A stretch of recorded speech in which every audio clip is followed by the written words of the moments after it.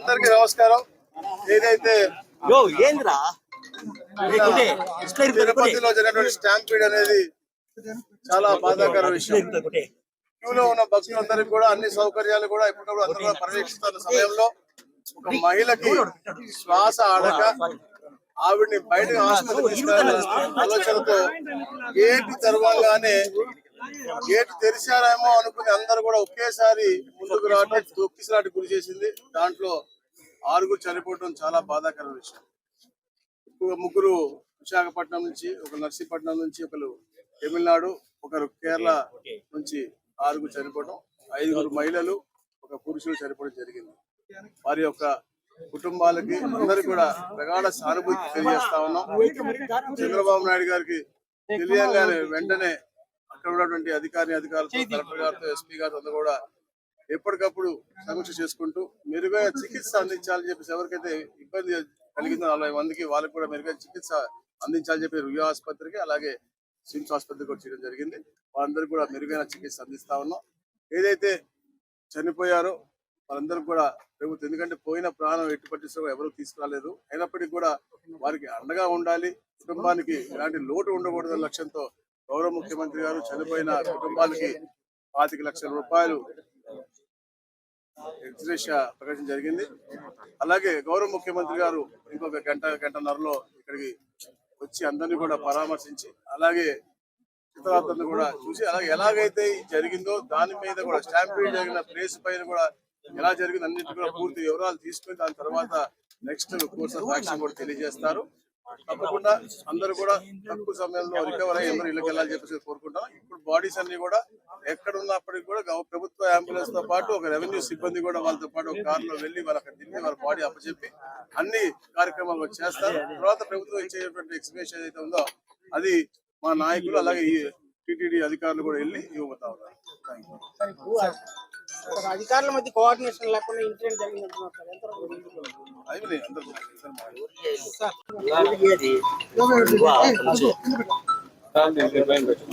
ఈనాడు మరి కొద్ది గంటల్లో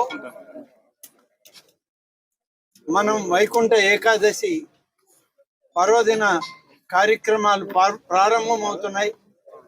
దేవదేవుని యొక్క ఆశీస్సుల కొరకు లక్షలాది మంది అన్ని ప్రాంతాల నుంచి ఇక్కడికి వస్తున్నటువంటి తరుణంలో ఇదొక దుస్సంఘటన ఇక్కడ జరిగింది. ఈ సంఘటన పట్ల మన ముఖ్యమంత్రి శ్రీ చంద్రబాబు నాయుడు గారు ఆయన దిగ్భ్రాంతిని వ్యక్తం చేయడం, వారితో మరి భారత ప్రధానమంత్రి గారు కూడా వారి యొక్క బాధను వ్యక్తం చేయడం, ఉప ముఖ్యమంత్రి గారు కూడా వారి బాధను వ్యక్తం చేయడం, ఇవన్నీ కూడా చూడడం జరిగింది. ఈరోజు ఈ సంఘటన ఎలా జరిగింది అనేటువంటిది ఆ విచారణ దాని నివేదికలు తర్వాత పరిశీలన చేయడం జరుగుతుంది. ముందు గాయాల పాలైనటువంటి వ్యక్తులకి మంచి మెరుగైన చికిత్స ఇవ్వాలన్నదే ప్రభుత్వం యొక్క లక్ష్యం. ముఖ్యమంత్రి గారి ఆదేశాలు కూడా అలాగే ఉన్నాయి. దాదాపు ఇప్పుడు చనిపోయినటువంటి కుటుంబాల్లో ఏ విధంగా అయితే వాళ్ళకి నష్టం జరిగిందో ఆ నష్టాన్ని మనుషులను అయితే తీసుకురాలేదు, కానీ ప్రభుత్వం ఆ కుటుంబాలను ఆదుకోవాలని చేసే ప్రయత్నంలో ఇప్పుడే మా రెవెన్యూ మంత్రి గారు ముఖ్యమంత్రి గారి ఆలోచనను ప్రకటించడం జరిగింది. ప్రతి చనిపోయినటువంటి వ్యక్తి కుటుంబానికి 25 లక్షల రూపాయలు ఎక్స్గ్రేషియా కింద ఆ కుటుంబానికి చేర్చడానికి ఏర్పాట్లు చేయడం జరుగుతుంది. చనిపోయినటువంటి వాళ్ళు పోస్ట్ మార్టం పూర్తి కాగానే ఆ యొక్క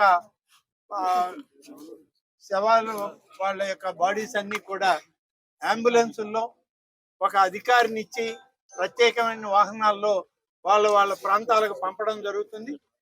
ఆంధ్రప్రదేశ్ రాష్ట్రంలో ఉన్నటువంటి వీళ్ళందరూ కూడా ఇంచుమించుగా 1-2 జిల్లాల నుంచి విశాఖపట్నం, అనకాపల్లి ఆ ప్రాంతాల నుంచి ఉన్నారు. కాబట్టి ఆ జిల్లా కలెక్టర్లకు కూడా రెవెన్యూ మంత్రి గారు ఆదేశాలు ఇచ్చారు. అక్కడ కూడా ఉండి ఈ కుటుంబాలకి మరి అన్ని విధాలుగా తోడుగా ఉండాలని చెప్పి అక్కడ మా శాసనసభ్యులకి, మంత్రులకి అందరికి కూడా ఇప్పటికే ఆదేశాలు పంపడం జరిగింది. ఈ సమస్య ఎలా వచ్చింది ఏంది అనేటువంటి దాని మీద సమన్వయ లోపమా లేకుంటే ఏదైనా తొందరపాటు చర్య జరిగిందా అనేది విచారణ నివేదిక రాగానే దాని మీద సరైనటువంటి చర్యలు తీసుకుంటామనేటువంటి మాట ఇవాళ ప్రభుత్వం ఈ సందర్భంగా తెలియజేస్తుంది. Thank you.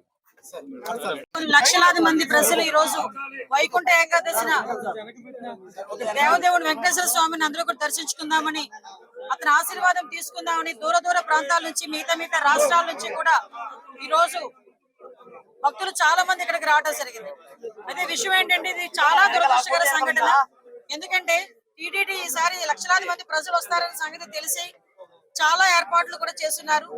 ఈ టీటీడీ చేసిన ఏర్పాట్లని, ప్రభుత్వం చేసిన ఏర్పాట్లని కూడా నిన్న ఉదయమే చాలా మంది భక్తులు కూడా కొనియాడిన సందర్భాన్ని కూడా ఈ సందర్భంగా గుర్తు చేయాలి. నిజంగా ఒక దురదృష్టం.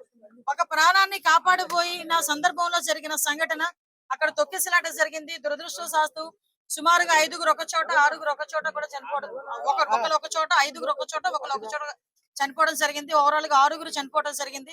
ఆ 6గురులోని కూడా ఎక్కువ మంది మన విశాఖపట్నం ప్రజలు, వాసులు కూడా ఉండటం నిజంగా చాలా బాధాకరం.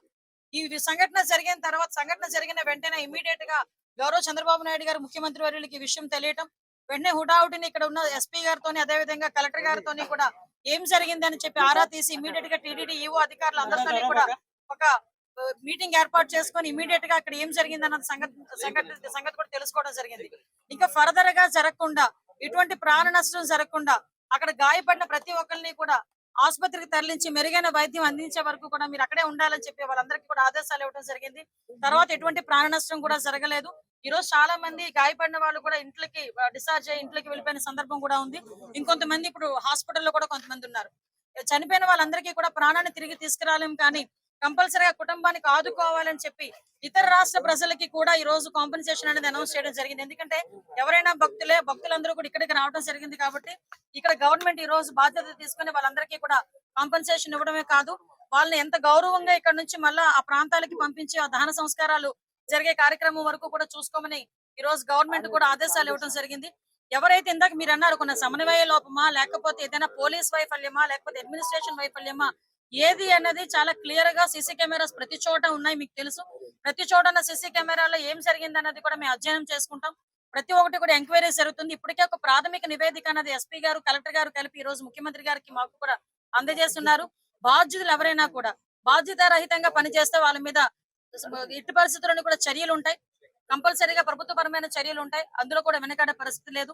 ఫర్దర్ గా ఎటువంటి సంఘటనలు జరగకుండా చూసుకునే బాధ్యత కూడా తీసుకుంటాం. ఎప్పుడు లేని విధంగా ఎప్పుడు ప్రతిసారి వస్తూనే ఉంటారు లక్షలాది మంది ప్రజలు. ఇంకొంచెం ఇంకా చాలా ఎక్కువ మంది వచ్చారు. దానికి తగ్గట్టుగానే ఈ రోజు అన్ని ఏర్పాట్లు కూడా చేసుకున్నాం. దయచేసి ప్రజలందరూ కూడా, ముఖ్యంగా ప్రతిపక్షాల వాళ్ళు, ప్రజలు అందరూ కూడా అర్థం చేసుకోవాల్సిన విషయం ఏంటంటే, ఇది ఒక దురదృష్టకరమైన యాక్సిడెంట్ సంఘటన జరిగింది. దీనికి ఫర్దర్ గా జరగకుండా బాధ్యత కూడా మేము గవర్నమెంట్ తీసుకుంటాం. ఇప్పటి వరకు జరిగిన దానికి కూడా చింతిస్తున్నాం. దానికి కూడా బాధ్యత వహిస్తూనే ఈ రోజు ఆ కుటుంబాన్ని అందరికీ కూడా ఎక్స్గ్రేషియా ప్రకటించి ఆ కుటుంబానికి మేము అండగా, అంటే మళ్ళీ చెప్తున్న, పోయిన ప్రాణాన్ని ఎవరు తిరిగి తీసుకురాలేరు, కానీ కుటుంబానికి అండగా ఉండే బాధ్యత కూడా గవర్నమెంట్ తీసుకుంటుంది. ప్రతి ఒక్కరు కూడా అర్థం చేసుకోవాల్సిందిగా, భక్తులందరూ కూడా సమన్వయం చేసుకోవాల్సిందిగా అందరినీ కూడా కోరుకుంటున్నా. లక్షలాది మంది ప్రజలు వస్తారు. అందరూ వైకుంఠ ఏకాదశినే దర్శనం చేసుకుందాం అనుకుంటారు. టీటీడీ కూడా ప్రకటించింది 9 రోజులు కూడా ఉత్తర ద్వార దర్శనం ఇస్తామని చెప్పి టీటీడీ కూడా ప్రకటించడం జరిగింది. ఆ నేపథ్యంలోనే ప్రజలందరికీ కూడా టోకెన్లు ఇవ్వాలని ఒక మంచి ఉద్దేశంతో పనిచేసిన ఒక చిన్న పొరపాటు అయితే, దురదృష్టకర సంఘటన ఇది, యాక్సిడెంట్ ఇది. కాబట్టి ప్రజలందరూ కూడా అర్థం చేసుకోవాల్సిందిగా కోరుకుంటున్నాం. ఇందాక మీకు చెప్పానండి, ఎవ్రీవేర్ మేము సీసీ కెమెరాస్ ఏర్పాటు చేసుకుని ప్రతి ఒక్క కూడా వాయిస్ రికగ్నిషన్ గానీ, వాళ్ళకి టోకెన్స్ ఇష్యూ చేయడం కానీ ప్రతి ఒక్కటి చాలా పక్కాగా చేశాం. ఎక్కడైనా కుట్ర కోణం ఉందని ఆ కోణంలో కూడా మేము కూడా దర్యాప్తు చేస్తున్నాం. ఏదైనా కుట్ర కోణం ఉందా, లేకపోతే బై యాక్సిడెంట్ జరిగిందా, ఇప్పుడు ఇమీడియట్ గా మేము కుట్ర కోణం ఉందని మేము మాట్లాడకూడదు, మా దగ్గర ఆధారాలు లేకుండా మేము మాట్లాడకూడదు. కాబట్టి ఒక ప్రాథమిక నివేదిక వచ్చింది. దీని మీద పూర్తి స్థాయిలో దర్యాప్తు జరపమని గౌరవ ముఖ్యమంత్రి గారు కూడా ఆదేశాలు ఇవ్వడం జరిగింది. దీని మీద మనం అబ్జర్వ్ చేసుకుంటే తిరుపతి అంశం అనేసరికి చాలా సెన్సిటివ్ అంశం. కాబట్టి దేశంలో ఉన్న ప్రధానమంత్రుల నుంచి ప్రతి ఒక్కరు కూడా ఈ రోజు మిగతా రాష్ట్ర ముఖ్యమంత్రులు కూడా స్పందించారు. కాబట్టి చాలా సెన్సిటివ్ ఇష్యూ కాబట్టి ఏది పడితే అది మాట్లాడకూడదు. మా చేతులకి పూర్తి నివేదిక వచ్చిన తర్వాత డెఫినెట్ గా బాధ్యులు ఎవరైతే ఉన్నారో వాళ్ళందరి మీద చర్యలు తీసుకుని పడితే అందులో వెనుకడే ప్రసక్తి లేదు. భక్తులు శ్రేయసే ముఖ్యంగా మేము పనిచేస్తున్నాం. చైర్మన్ గారు ముందుగానే తమకు ఫీడ్బ్యాక్ ఉందని చెప్పేసి అధికారులకు తెలియజేయడం జరిగిందని చెప్పేసి ప్రెస్ మీట్ చేశారు. మరి టీటీడీ చైర్మన్ గారు చెప్పిన తర్వాత కూడా అధికారులలో లేదండి, మీరు అన్నది నిజంగా టీటీడీ చైర్మన్ గారు ముందుగా నివేదిక ఇచ్చింది. మా అధికారులు కనుక అడ్మినిస్ట్రేషన్ విషయంలో ఎక్కడైనా లోపాలు జరుగున్నాయో, ఇప్పుడు మాకు ఎలాగో మన సీఎం గారు వస్తున్నారు, ఇప్పుడు సీఎం గారు వచ్చేసరికి మాకు క్లియర్ నివేదిక ఉంటూ ఉంటుంది. నిజంగా అలాంటి పరిస్థితులు ఏమైనా ఉన్నాయి, ఎవరైనా ఏ స్థాయిలో వ్యక్తి అయినా కూడా అతని మీద చర్యలు తీసుకోవడానికి ఎక్కడ కూడా వెనుకాడం. చైర్మన్ గారికి ఫీడ్బ్యాక్ ఉంది, అది అధికారులకు అదే విషయం చెప్తున్నాను కదా సార్. నిజంగా అదే పరిస్థితి జరిగి బాధ్యతారహితంగా ఎవరైనా పనిచేస్తుంటే, బాధ్యతారహితంగా పనిచేసిన ప్రతి ఒక్కరి మీద కూడా చర్యలు ఉంటాయి. ఇదేది దాచేస్తే దాగేదేం కాదు కదా. ఈ రోజు కాకపోతే రేపైనా తెలుస్తుంది ఎవరు బాధ్యతారహితంగా పనిచేశారన్నది. కాకపోతే ప్రతి ఒక్కరు కూడా బాధ్యతాయుతంగా పనిచేయాలని మేము కోరుకుంటున్నాం. ఎందుకంటే లక్షలాది మంది భక్తులు వచ్చే పుణ్యక్షేత్రం ఇది. దయచేసి అటువంటి బాధ్యతారహితంగా పనిచేసిన ఏ స్థాయి వ్యక్తిని కూడా, అది కింద స్థాయి వ్యక్తి, పై స్థాయి వ్యక్తి, ఏ స్థాయి వ్యక్తిని కూడా వదిలిపెట్టే ప్రసక్తి. హిట్ టీవీ యాప్ ఇందులో short news, live news, entertainment shows, movies, digital magazines తో పాటు మీ జిల్లా వార్తలను కూడా ఫ్రీగా చూడొచ్చు. అంతేకాదు కేజీ నుంచి పీజీ వరకు విద్యార్థులకు స్కాలర్షిప్ కూడా అందిస్తున్నాం. ప్రతి వారం 10 మందికి లక్కీ డ్రా ద్వారా ఒక్కొక్కరికి 10,000 రూపాయలు అందిస్తున్నాం.